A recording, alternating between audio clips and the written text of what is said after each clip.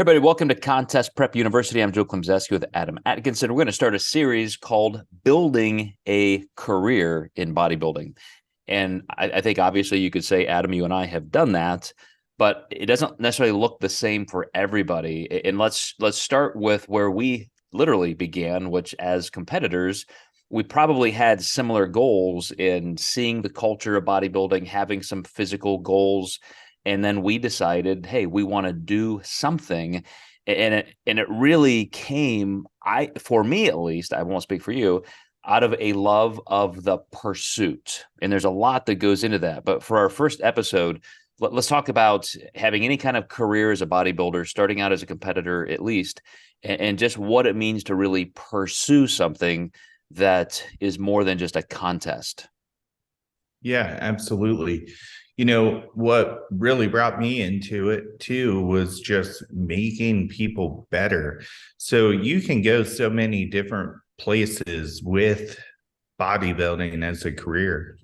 Eric Helms has primarily gotten into just research and has wound up having a career with funding his education and giving back to the bodybuilding community as one of the top researchers, which is super cool. Phil Campbell, kind of the same thing. You could be a top level competitor. You could be top 2 or 3 at the Olympia, make a pretty good career out of that. You could coach. You could also be a low level competitor and have a great career. It really sometimes depends on who you align with. Maybe you get some great sponsors out of competing. Maybe your message is what you sell.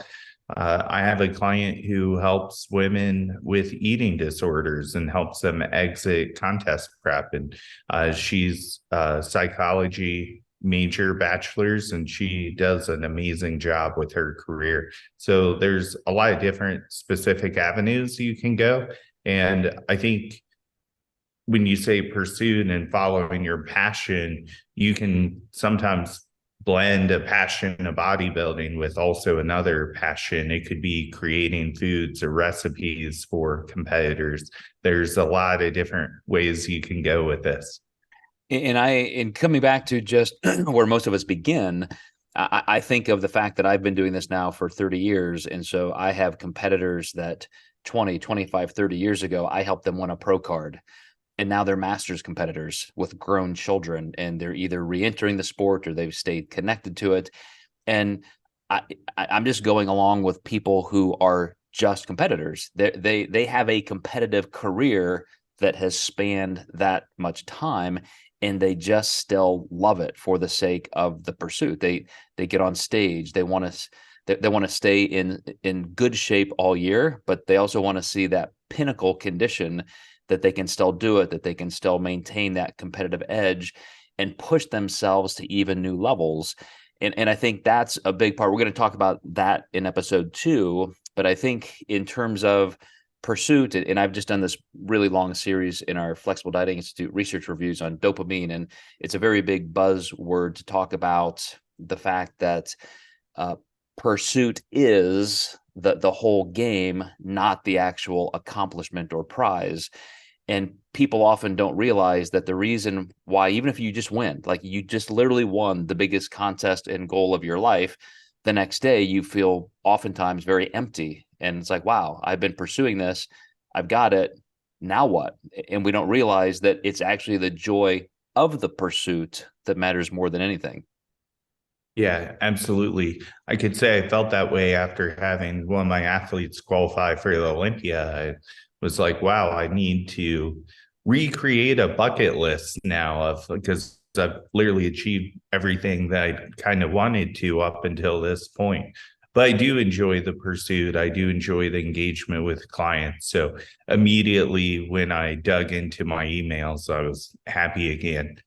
Mm-hmm. And I would say for those listening, as we get deeper into the series, you keep that in mind wherever you are, that if you want this long arc of enjoyment through a career.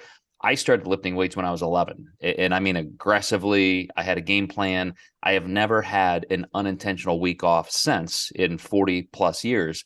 And I still love it just as much as when I was 11 years old. because there is still a hope and a pursuit and goals that you create along the way.